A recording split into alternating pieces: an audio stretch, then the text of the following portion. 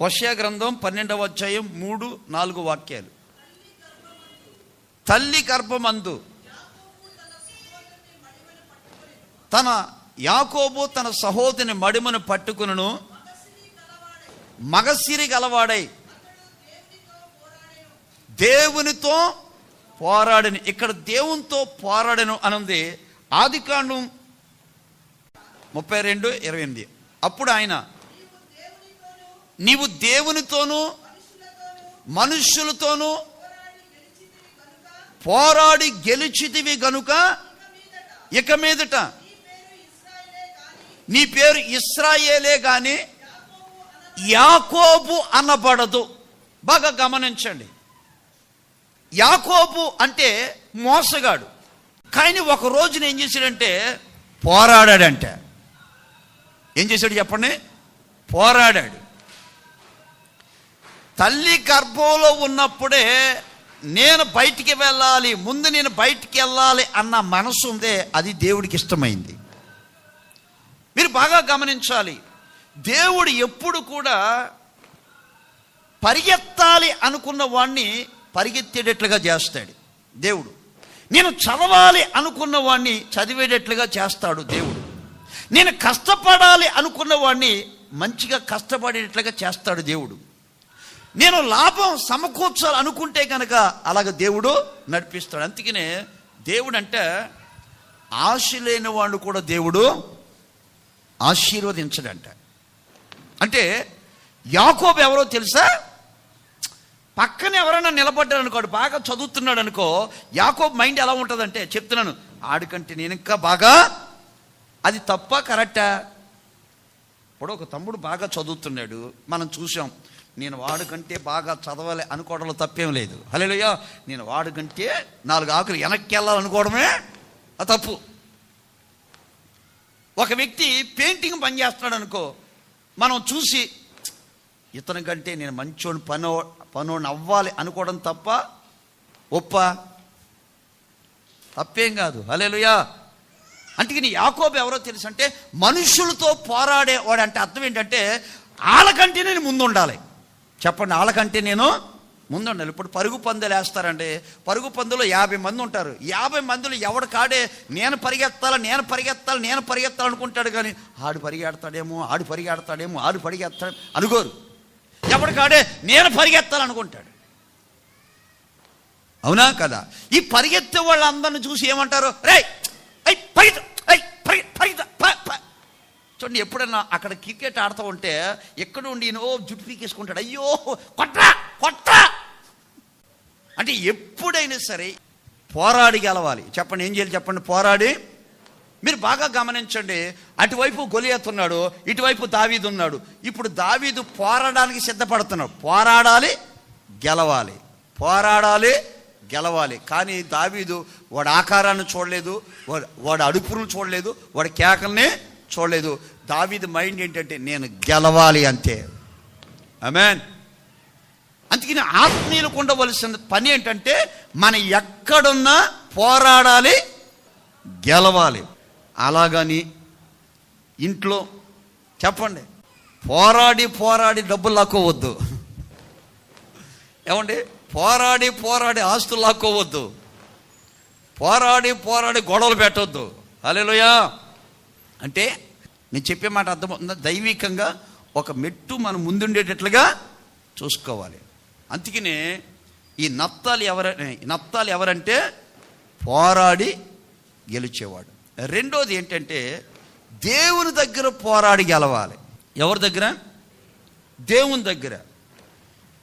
ఇప్పుడు యాకోబుకి భార్యలు ఉన్నారు, యాకోబుకి పిల్లలు ఉన్నారు, యాకోబుకి ఆస్తి ఉంది, యాకోబుకి పశువుల సంపద చాలా ఉంది, తిరిగి వచ్చే ప్రయాణం అన్నీ ఉన్నాయి. కానీ తన గుండెల్లో ఒకటి పిండేస్తుంది, మా అన్నయ్య వస్తే గ్యారంటీ నాతో కలబడతాడు. ఎందుకంటే నేను గతంలో చేసిన పనులన్నీ వాడు మర్చిపోడు, పగ సాధిస్తాడు అని ఏం చేశాడంటే యాకోబు అందరినీ పంపించేసి చీటికి మాటకి సాష్టాంగ పడటం, మోకరించడం, ప్రార్థన చేయటం. అందరినీ పంపించేసి రాత్రి ఒక్కడే మోకాళ్ళ మీద ఉండి నా దగ్గరికి రా, నా దగ్గరికి రా, నా దగ్గరికి రా, నా దగ్గరికి రా, నా దగ్గరికి రండి, నా దగ్గరికి రండి అని ఏడుస్తున్నాడు. సరే, దేవుడు వచ్చిన తర్వాత దేవుడిని గట్టిగా పట్టుకుంటే దేవుడు అడుగుతున్నాడు, నీ పేరేంటి అంటే యాకోబు అన్నాడు.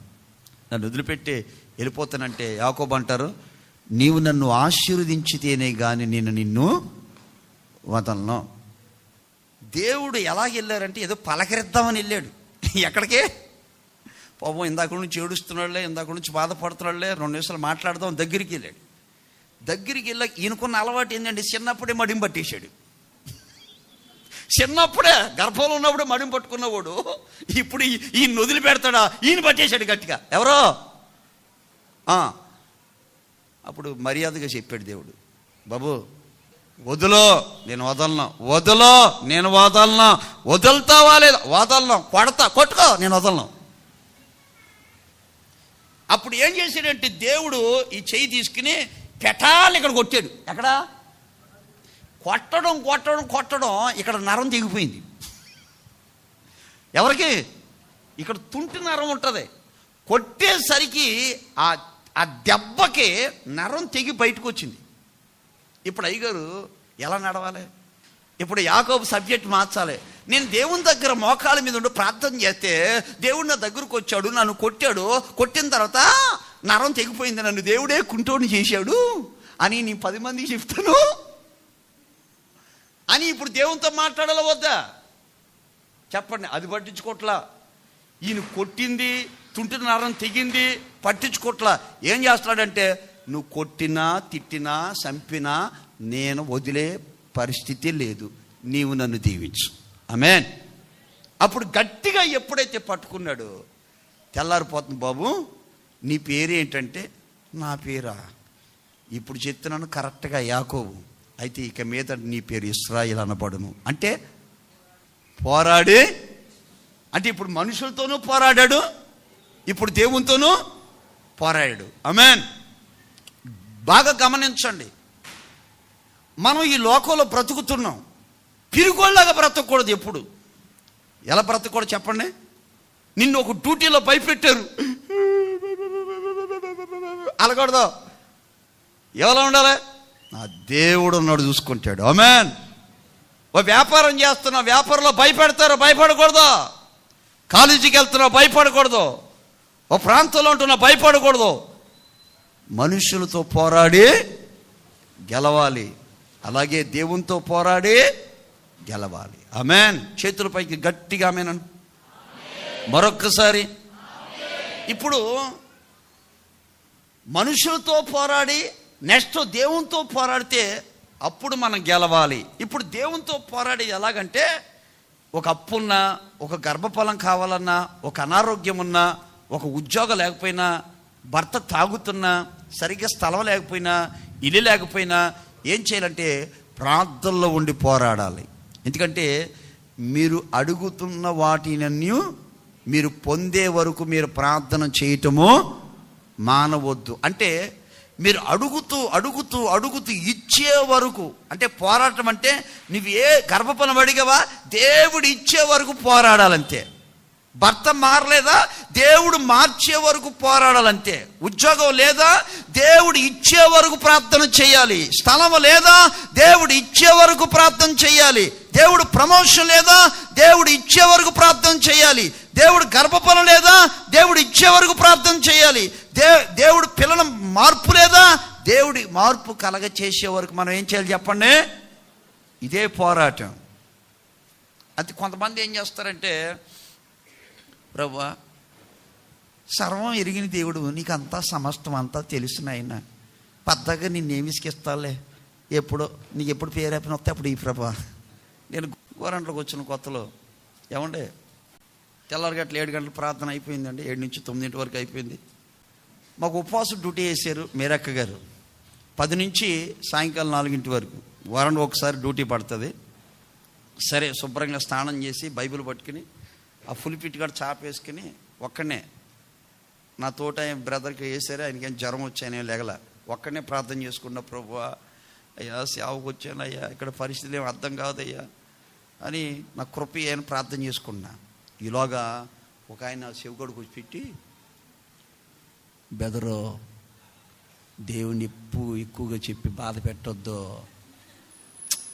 దేవుని ఇసుకించుకోవడం తప్పు అంటే, ఏంద్రా దేవతత్త కానీ అని కళ్ళు తీసేసరికి మా స్వరూపన్న తెలుసా మీకు? హల్లెలూయా.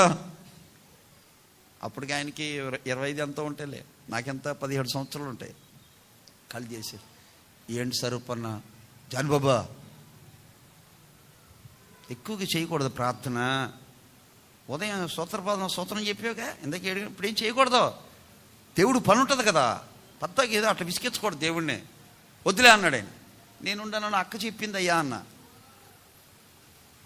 నేను సీనియర్ని, మేరక్క కంటే సీనియర్ని ఇక్కడ. యోసల మినిస్ట్రీకి నా తర్వాత వచ్చింది మేరక్క. నేను చెప్పింది మాటినో అంటే, నాకు తెలియదు కదండి, ఓహో ఈయనే సీనియర్ అని నేను లేచి శుభ్రంగా టిఫిన్ చేసి వస్తా ఉన్నా.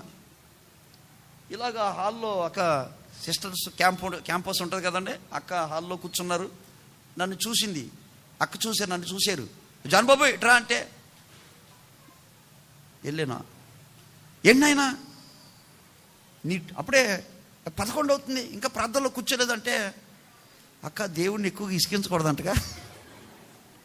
తలకాయ ఉందా లేదా నీకెవరు చెప్పారు? స్వరూప్ అని చెప్పాడు. ఆడు మెంట్లోడు, నువ్వు ఒక మెంట్లోడు, ఎలా పా అంటే మళ్ళీ వెళ్ళి ప్రార్థనలో కూర్చున్నాను. ఆమేన్. మళ్ళీ 12 గంటకు వచ్చాడు. ఎక్కువగా ఇసికించబోకు. అర్థమవుతుందండి? మనం ఏం చేయాలి? ప్రార్థనలో పోరాడి చెప్పండి. అంటే కొన్నిసార్లు మనం అడిగిపోయి ఇంకెందుకులే దేవుడు చిత్తం అంటున్నాడు కదా, ఆయన చిత్తం ఏమైందో అనకూడదు. అట్లా ఆయన చిత్తం చేస్తాడు, కానీ మన వంతు మనం అడగాలి. ఏది కావాలన్నా మనం అడగాలి, అడిగి లాక్కోవాలి. చెప్పండి, అడిగి ఎవరి దగ్గర? అడిగి లాక్కోవాలి. ఎవరి దగ్గర లాక్కోవాలి? ఇప్పుడు యాకోబు అడిగి లాక్కున్నాడా లేదా? అడిగి దేవుని దగ్గర లాక్కున్నాడు. అందుకని ఎవరన్నా మిమ్మల్ని బెదిరిస్తున్నప్పుడు ఏమంటే మనం ఏం చేయాలి చెప్పండి? దేవుని దగ్గర మనం పోరాడాలి. ప్రభువా, అతను ఉరుములు చూస్తున్నాడయ్యా, అట్లా అంటున్నాడయ్యా, ఇట్లా అంటున్నారయ్యా అంటే ప్రతిదీ కూడా మనం ఏం చేయాలి? పోసగుచ్చి ఎవరికి చెప్పాలి?